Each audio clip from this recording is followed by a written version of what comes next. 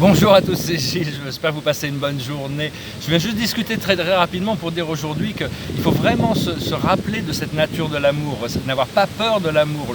La peur est notre fausse identité, l'amour est notre vraie identité, l'amour est le nom de Dieu.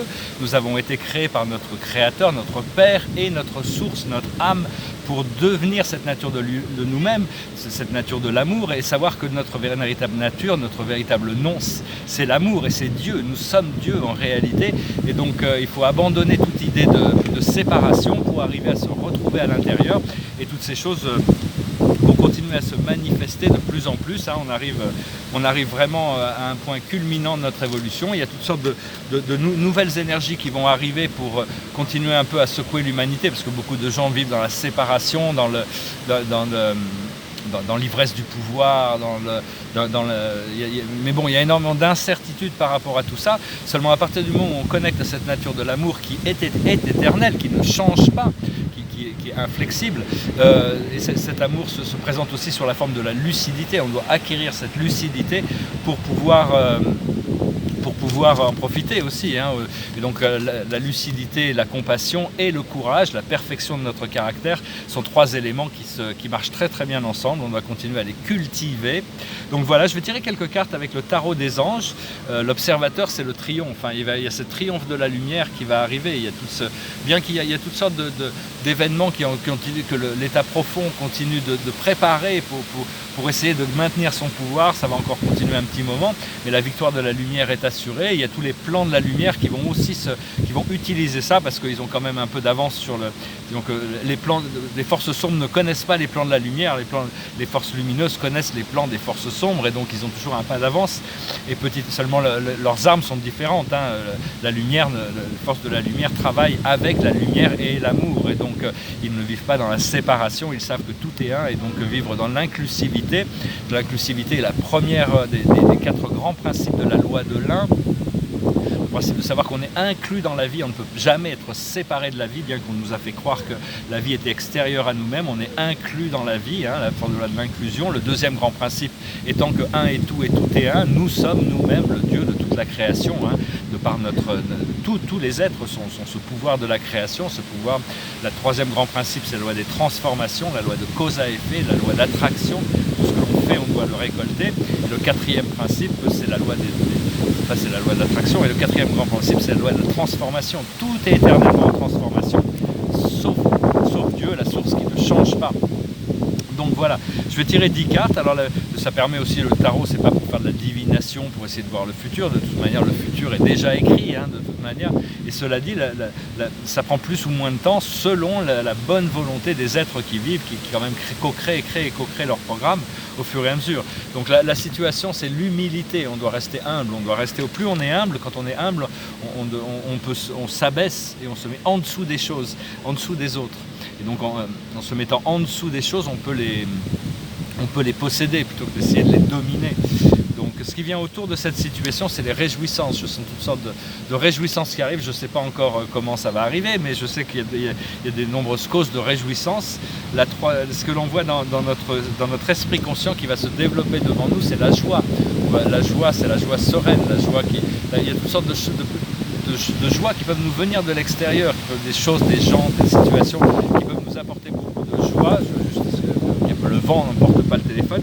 Cela dit, la véritable joie doit venir de l'intérieur, sinon c'est quelqu'un d'autre qui bat le tambour. On est dépendant de quelque chose d'extérieur pour notre joie, et la joie est le moteur de l'évolution dans les plans supérieurs.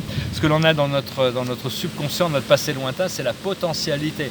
On nous a fait voir toutes sortes de potentiels, toute cette libération. Maintenant, ça prend un peu du temps pour se manifester. Le monde physique est la dernière des plans à intégrer toutes ces énergies qui viennent de très profondément du Créateur qui a décidé d'élever toute cette galaxie et tout notre univers. La situation actuelle, c'est la communication. On doit pouvoir être clair dans notre communication le plus possible. On doit continuer à communiquer la vérité à l'intérieur de nous, cet amour, cette vérité, cette lucidité. Ce qui arrive dans le futur immédiat, c'est le savoir, c'est une nouvelle connaissance.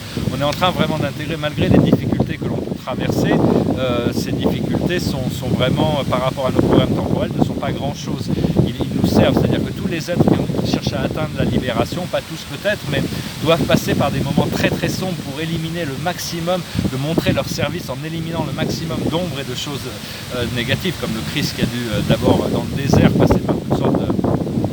Il y a beaucoup de vent aujourd'hui, j'espère que vous entendez ce que je dis. Le Christ qui a dû d'abord passer dans le désert, il n'a pas été tenté par le diable, comme on dit, il n'a jamais été tenté, hein, il savait déjà, il les a juste remis à sa place derrière, passé derrière moi, derrière mon père qui lui est la vérité. Et où le Bouddha qui a dû confronter Mara, le roi des démons, avant son illumination, il y a besoin de casser l'ego, hein, casser toutes nos croyances pour arriver à nous libérer, pour qu'on puisse atteindre cet état de samadhi, de nirvana, de libération. Alors notre force dans la situation qui nous représente, c'est la destinée, on a quand même cette destinée. Et bon, il ne faut pas non plus s'inquiéter trop si des fois on a des hauts et des bas. Moi personnellement, des fois, à cause de ma situation temporelle physique, je passe par des bas émotionnels, mais l'esprit me reprend quand même sur le fait que j'ai pas trop le choix, c'est les lignes temporelles positives qui vont vraiment se dérouler, hein. C'est juste que quand je suis dans le négatif, ça ralentit un peu les choses. Mais enfin, la destinée, c'est un peu comme un escalier qui monte au ciel, hein, dans la lumière. Ce qui vient du monde extérieur, c'est les révélations. Il va y avoir toutes sortes de révélations qui vont venir du monde extérieur aussi. On se prépare pour des grandes transformations, des bouleversements qui vont être inévitables, une transformation de notre société, que les médias ne vont pas avoir le choix que de commenter sur ces choses. Dans nos émotions internes, on a la protection, nos espoirs et nos craintes. On sait que bon, malgré tout, on est protégé, on est gardé par nos gardiens, nos anges gardiens, et on a une destinée à remplir. C'est-à-dire qu'au plus on invoque cette présence du divin en nous, au plus on bénéficie de cet espace de protection de toute manière, sans avoir même besoin de la demander. Et l'aboutissant, c'est la compassion, c'est-à-dire à pouvoir utiliser ses mains pour guérir, pouvoir apporter de la compassion à nous-mêmes, de pouvoir apporter de la compassion aux autres aussi. C'est vraiment, la compassion, c'est une forme d'amour. La compassion, la joie, la clémence, la bonté, toutes ces choses font partie des qualités de cœur que l'on doit développer, parce qu'à la fin, on s'apercevra que c'était ça qui avait vraiment le plus d'importance, bien que bon, notre programme matériel est aussi très très important. Donc voilà, je vais chanter une chanson pour finir, c'est une chanson de Paul Simon, qui avait été chantée par Elvis Presley aussi, qui parle, quand on est vraiment sur les moments qui sont un peu difficiles dans la vie, ça s'appelle A Bridge Over Troubled Water. When you worry, feeling small, when tears are in your eyes, I will dry them all. Oh, I'm on your side. Oh, when time gets rough and friends just can't be found, like a bridge over troubled water, I will lay me down. When you're down and out, when you're on the streets, when evening falls so hard, I will comfort you, I'll take your part.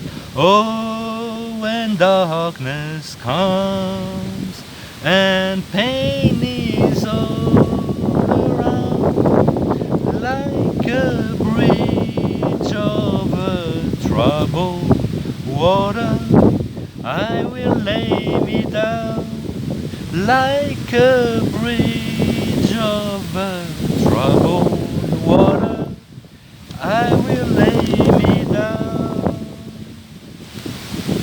Sail on, silver girl, sail on by, your time has come to shine.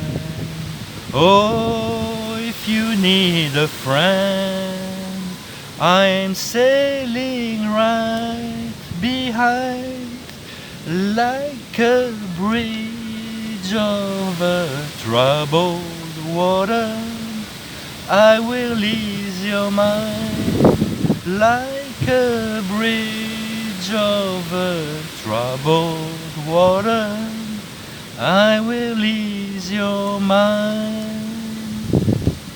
Voilà, une très belle chanson sur les difficultés de la vie, savoir qu'on peut se soutenir les uns les autres. Un jour, on comprendra qu'on ne sommes tous qu'une seule famille et on pourra rentrer dans cet âge d'or. Tout ça, ça se prépare. Mais bon, on a déjà une famille invisible, de toute manière, une famille de guides, une famille d'anges. Et puis, on en arrive quand même à trouver les contacts. Au plus on arrive à trouver cette joie qui est devant nous, au plus les choses deviennent faciles. C'est-à-dire qu'au moins on a besoin de quelque chose, au plus elle arrive facilement. Parce que quand on a l'impression d'avoir besoin de quelque chose, on crée une certaine résistance.